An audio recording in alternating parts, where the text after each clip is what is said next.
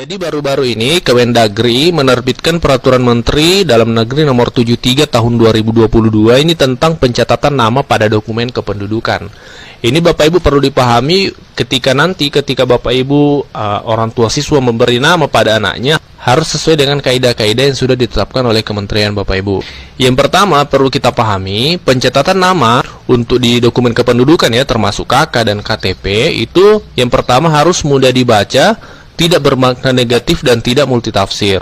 Dan yang kedua, huruf paling banyak 60 huruf Bapak Ibu. Tidak boleh lebih dari 60 huruf, termasuk spasinya Bapak Ibu ya. Dan juga jumlah kata paling sedikit 2 kata. Misalnya Muhammad Hanif, itu 2 kata. Tidak boleh misalnya Hanif saja, karena ini akan berpengaruh pada pengurusan dokumen-dokumen selanjutnya ketika Bapak Ibu anak-anak kita nanti mengurus misalnya paspor, itu minimal 2 kata. Jadi ketika Bapak Ibu atau orang tua siswa memberi nama untuk anak-anaknya diharapkan minimal 2 kata Bapak Ibu.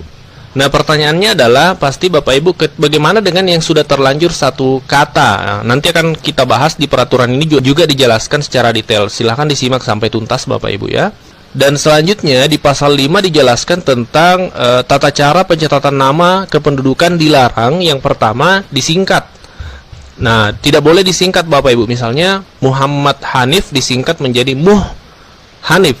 Itu tidak boleh Bapak Ibu. Dalam peraturan baru ini tidak boleh lagi disingkat. Jadi harus ditulis lengkap Muhammad Hanif seperti itu.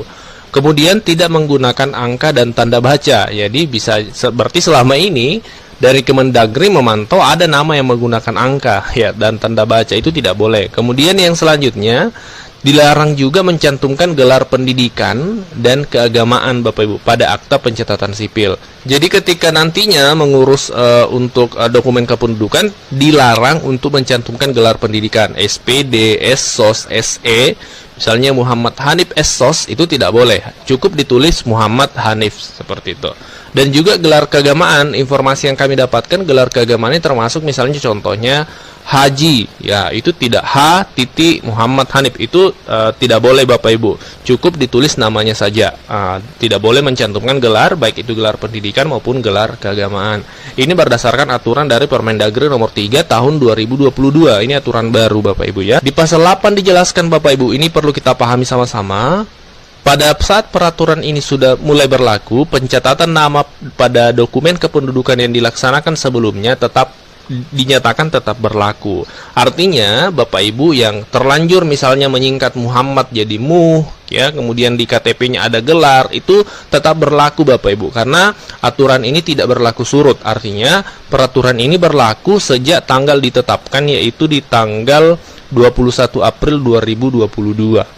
Nah, peraturan ini sebenarnya diperuntukkan untuk anak-anak kita ke depan ya, cucu-cucu kita. Ketika kita memberi nama kepada anak-anak kita, itu harus mengikuti aturan-aturan tadi Bapak Ibu.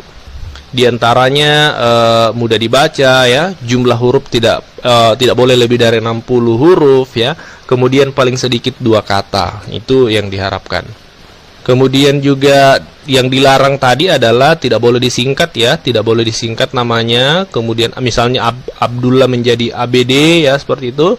Kemudian tidak boleh menggunakan angka dan tanda baca, dan tidak boleh mencantumkan gelar pendidikan dan keagamaan. Ini info hari ini, silakan di-share kepada orang tua, kemudian rekan-rekan guru yang lain supaya informasi ini diketahui dan bermanfaat untuk semua. Terima kasih dan Assalamualaikum warahmatullahi wabarakatuh.